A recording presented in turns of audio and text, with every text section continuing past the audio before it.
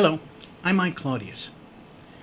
I'd like to talk about something that is always at the back of our minds.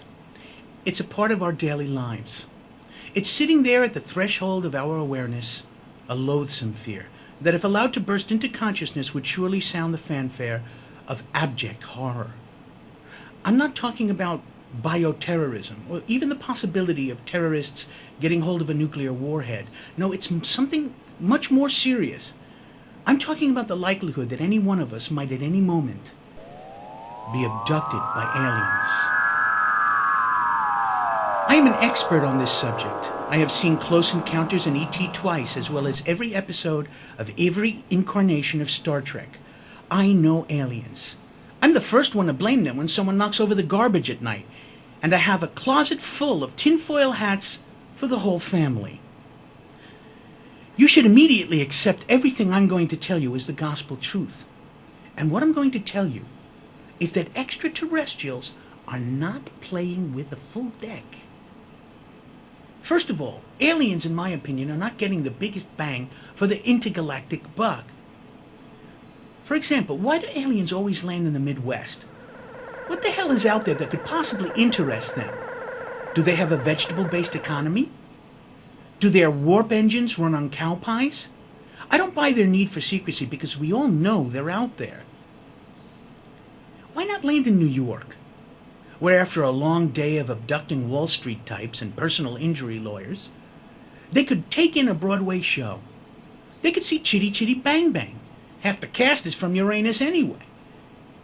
Maybe they could pop into D'Agostino's, and they can get a loaf of pecan bread to make their tentacle sandwiches that much better. What are they going to find in Idaho anyway? A miserable potato crop? In the city that never sleeps, aliens could be the toast of the town. They could walk down the street and nobody would even know they're there. They could carry out their fiendish plots and no one would even care. Everyone has fiendish plots in New York, so join the fun. Secondly, why is it that aliens only abduct farmers and people with bad dental work? Every pathetic hillbilly in a pickup truck who stops at a railroad crossing gets sucked up by a tractor beam. Do Martians really think they're getting an adequate cross-section of society? Just one Park Avenue plastic surgeon is worth 10 Jed Clampetts. Abduct a plastic surgeon, I say to you, Mr. Martian, and after you're finished experimenting on him, he'll give you bigger breasts. You'd like that, wouldn't you?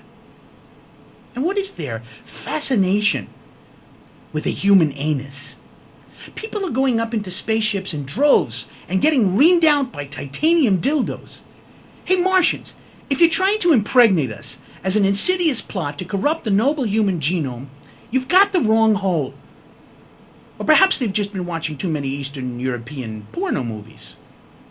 Now, I can understand that. It gets lonely up there, so far from the green slime of home, and a creature from outer space has a right to a little loving too.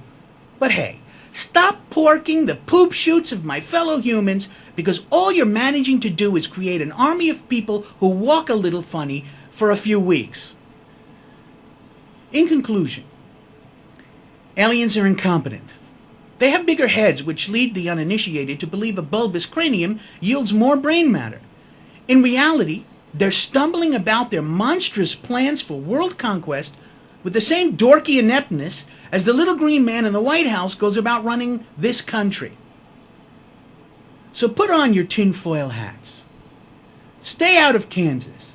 Never wear overalls. Never drive around in trucks. And carry plenty of lubricant on the off chance that you are abducted. These simple tips will keep you safe from aliens. Perhaps they'll get bored and go away. Maybe to another planet like New Jersey.